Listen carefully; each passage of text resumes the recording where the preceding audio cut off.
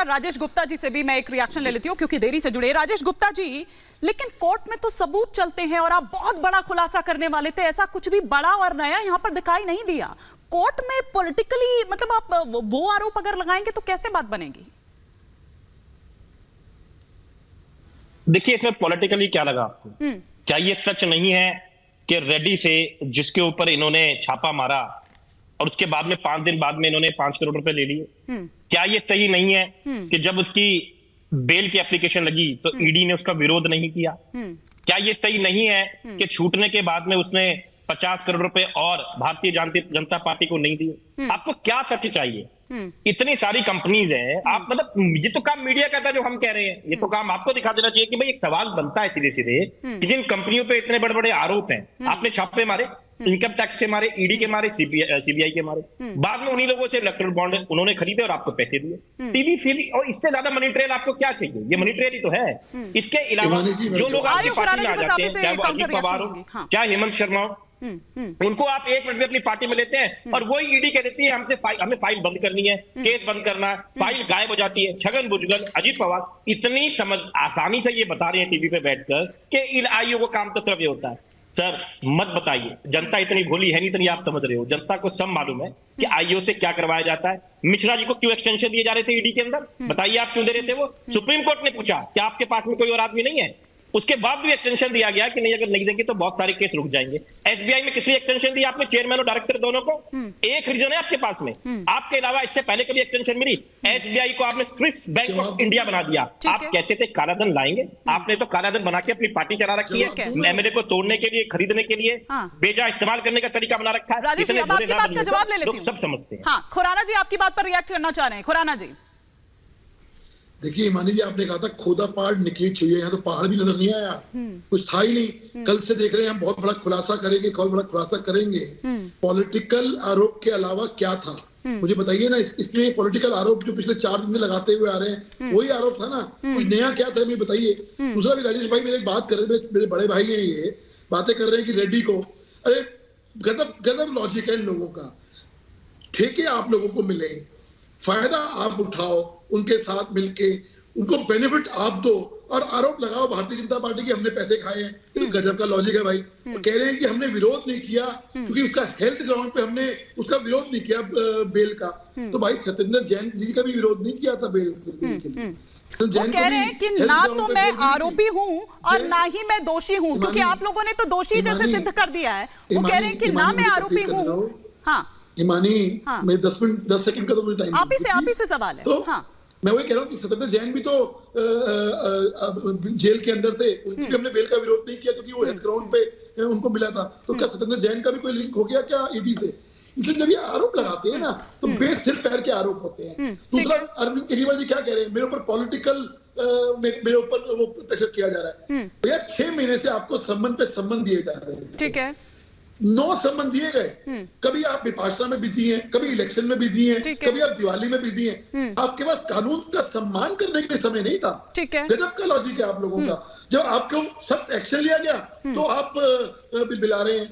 14 महीने से मनीष सिसोदिया को बेल नहीं मिल रही है, क्यूरेटिव पिटीशन रिजेक्ट हो गई इसी केस के अंदर, ठीक है, कोई और केस नहीं है, इसी केस के अंदर।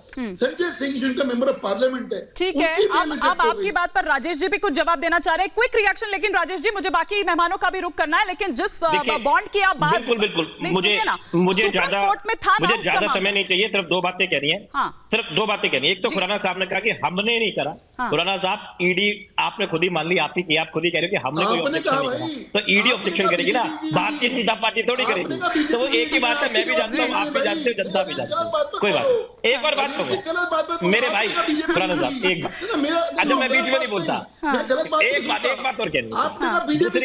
दूसरी बात मुझे ये कहनी है कि जहां तक जमानत मिलने की बात है तो पीएमएलए एक्ट में ऐसे बदलाव भाजपा की सरकार ने कर दिए हैं कि पहले जो आसान था, पहले ये होता था कि एक दोषी को ये करना था कि भाई पुलिस को बताना था या किसी भी एजेंसी को बताना था कि ये गुनाहगार है। अब दोषी को ये बताना है कि मैं गुनाहगार नहीं हूं, पर ये सप्लीमेंट्री चार्जशीट डाले जाते हैं, कोई ट्रायल नहीं हो रहा। मनीष सिसोदिया के पास कोई पैसा मिला, संजय सिंह के पास मिला, क्या केजरीवाल जी के पास मिला? चार्जशीट जो सप्लीमेंट्री चार्जशीट डाले जाओगे, सुप्रीम कोर्ट पूछ रहा है कब तक डालोगे? अब इस तरीके से कब तक किसी को बंद रखोगे? बार-बार जज खुद पूछ रहे हैं। हैं, आपने दुष्यंत जी भी हैं। 10 सेकंड में जवाब एक देना मिनट, जरूरी है एक मेरा। सर 10 10 सेकंड, सेकंड फिर में जवाब देना तो जरूरी है। ऐसे तो देखो, खुराना जी देखो, वर्सेस देखो, गुप्ता जी देखो, हो जाएगा। नहीं हिमानी 10 सेकंड का जवाब प्लीज प्लीज हाँ, 10 सेकंड अच्छा 10 सेकंड, फिर मुझे विनीत जी का रुख करना है। 10 सेकंड। हाँ, राजेश भाई, संजय राउत का नाम सुना है ना आपने? आप ही के मित्र हैं, उनको बेल मिली थी। कार्तिक चिदम्बरम को बेल मिली थी पीएमएलए में ही। पी चिदम्बरम को बेल मिली थी पीएम इसी के तहत। इसलिए जब आप आरोप लगाते हो ना कि कोर्ट बेल नहीं दे रहा है, इसलिए जब ये आरोप लगाते हो ना कहीं आप कोर्ट का अपमान करते हो, क्योंकि कोर्ट आपको बेल नहीं देता है। और मेरिट पे बेल मिलती है। मैंने ये नहीं कहा कि संजय राउत को सुनो, मिली, फिर गलत। मेरिट पे बेल मैंने ये नहीं कहा कार्तिक नहीं दे चिदम्बरम को रहा। मिली, मैंने कहा मेरिट पे देने पी चिदम्बरम को मिली, मुश्किल है। लेकिन मुश्किल मनीष का है। सिसोदिया को बेल नहीं मिल रही मुश्किल का है, है। संजय सिंह ठीक को है। बेल नहीं मिल रही है, ठीक है। विजय नायर को बेल नहीं मिल रही है, क्योंकि मेरिट ये कहता ठीक है है। सर, 10 सेकंड से ऊपर हो गया है। अब एक एक कर एक मिनट सर, एक मिनट। विनीत जी, केजरीवाल जी ये कह रहे हैं कि ना तो मैं आरोपी हूं और ना ही मैं दोषी हूं। वो ठीक है कि वो खुद को क्लीन चिट नहीं दे सकते, और वैसे भी चोर कभी नहीं कहता है कि मैंने चोरी की है। मैं ये नहीं कह रही हूं कि अभी साबित हो गया है, मैं भी वही बात वहां पर कह रही हूं, लेकिन जो ये कबूल कर लेता है वो सरकारी गवाह बन जाता है। हिमाना जी, आपको राम राम, मेरे सभी को पैनलिस्टों को राम राम और दर्शकों को भी राम राम। गत 24 मिनट से मैं बहस को सुन रहा हूँ। एक सामान्य जनता के तरफ से मैं दो बातें रखना चाहता हूँ। एक तो पीएमएलए जो है ये 2003 का कायदा है, इसके लिए 21 साल पुराना कायदा है, इसमें 10 साल कांग्रेस के भी थे, तो ये कायदा ठीक से जब बनाया गया इसलिए बनाया गया, उसमें तो ये तर्क ना दे कि फिर 10 साल कांग्रेस ने क्या कहते हुए बताया। एक बात। दूसरी बात सर, मैं पूरा 24 मिनट कुछ नहीं बोला। 2005 में लागू हुआ, 2002 में बना, 2005 में लागू हुआ। एक एक करके 2005 ने करेक्ट कर दिया, आप देख लीजिए। ठीक है, 2005 में लागू हुआ। ठीक है, क्विक रिएक्शन।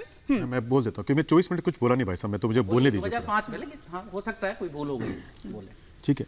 दूसरी बात है, एक सामान्य जनता करके राजेश जी, मेरे मन में एक बात आती है, दूसरे को गुनहगार बताकर, दूसरे के गुनह को देखकर कोई ईमानदार अगर गुनाह करने लग जाए तो उसको फिर ईमानदार नहीं कहा जाता, फिर वो गुनहगार तो है। आप ये मान लेते हैं कि बाकी सभी ने गुनाह किया होगा, लेकिन अरविंद जी बाकी का सबका उदाहरण देने के कारण आपका गुनाह तो छुपेगा नहीं। एक बात। दूसरी बात मैं बताता हूं, एक सामान्य कोंडली की माता जिसका 19 साल का बेटा अब शराब के नशे में धुत है, वो एक प्रश्न आपसे पूछना चाहती है, और प्रश्न केवल इतना पूछना चाहती है कि कोविड के उस संकट के समय पे केवल पैसे के लिए आपने ये षड्यंत्र क्यों रचा कि राजस्व को भी नुकसान होगा और ये जो 19 साल के 15-20 साल के जो बच्चे हैं उनको भी नुकसान होगा।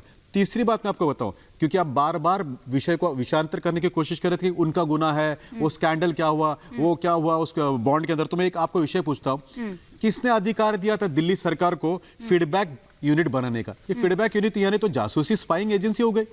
इसका तो अधिकार है नहीं आपको कहीं पे भी पार्लियामेंट से, और ये कहाँ से है? तो ये मुझे बताइए राजेश, प्रश्न मेरा राजेश जी के लिए है, पढ़े लिखे आदमी चाहिए इसके लिए आंसर देने के आप लिए। देखिए इस तरीके से नहीं। कुछ नहीं है। तो ये मुझे बताया राजेश जी कि फीडबैक यूनिट आपने कैसे बनाया था? ये क्या आपने और कहीं पे गुनहगारों को देख के बनाया था? तो एक तो दूसरे का गुनाह आपको कैसे माफ करेगा साहब? और ये फीडबैक यूनिट बनाने के लिए राजस्व से जो पैसा निकला था, यानी स्पाइंग करने के लिए जो पैसा निकला था, वो कहां से आया? तीसरी बात, जो टेंडर कैंसिल हुआ, जो टेंडर फेल हुआ, उसमें जो अर्नेस्ट डिपॉजिट मनी 30 करोड़ रुपए आप लोगों ने लौटाया, ये कैसे लौटाया? क्योंकि टेंडर का जो पैसा जो था वो तो सरकार का राजस्व का था, तो ये क्या गुनाह नहीं है क्या? तो मेरी बात छोटी छोटी है राजेश जी, आप जितना बुद्धिमान नहीं हूं मैं। एक तो बताइए कि दूसरे के गुनाह के कारण आप भी गुनाह करेंगे अच्छा, क्या? अगर जवाब नहीं दो, फिर दुष्यंत जी फीडबैक यूनिट कहां से बना, क्यों राजस्व का बचल रहा है, और उस माँ को क्या जवाब देंगे जिसका 18 साल का बच्चा जो है नशेड़ी बन गया?